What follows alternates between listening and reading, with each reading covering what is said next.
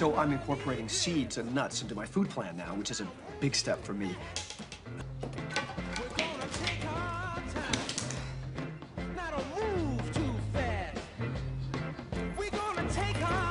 Don't worry, all my ferrets are house trained. All of them. But I do feel fat. I don't look fat, do I? Surprise. Because it's a blind date. Get it? Getting back out there and being on the market again can be so difficult. After a divorce or a breakup, the big question is really, do I even know how to do this again?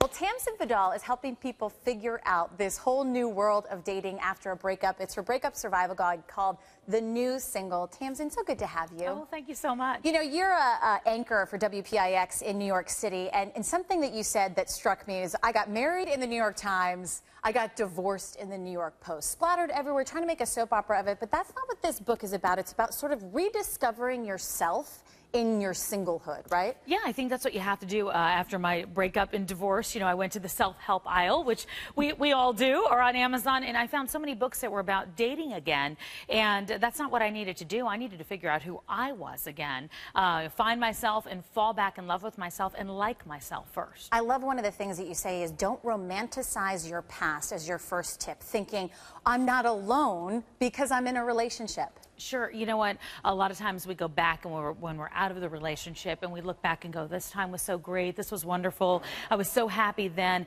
And we don't allow ourselves to move forward. And that's what's really so important across the board, whether we're talking about any kind of life change. What would you say to the person that's getting out there again, online dating, when that may have not even existed when they were back in the dating world? You know, I think there are a lot of things to keep in mind with that. And I've spoken to so many women all across the country, actually, with a lot of questions about that, about how to get back out there if that is what you're ready to do. I think first you have to be really careful. I mean, you know, you've got millions of people, tens of millions of people that are online. You can't assume that everything is the truth. I think you've got to take your time. You've got to not go out there with a goal of trying to find another person until you know who you are.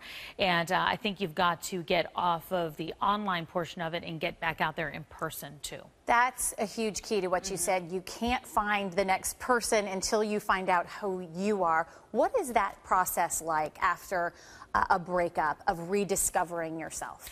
I think you have to get to know who you are, and you have to do that one step at a time.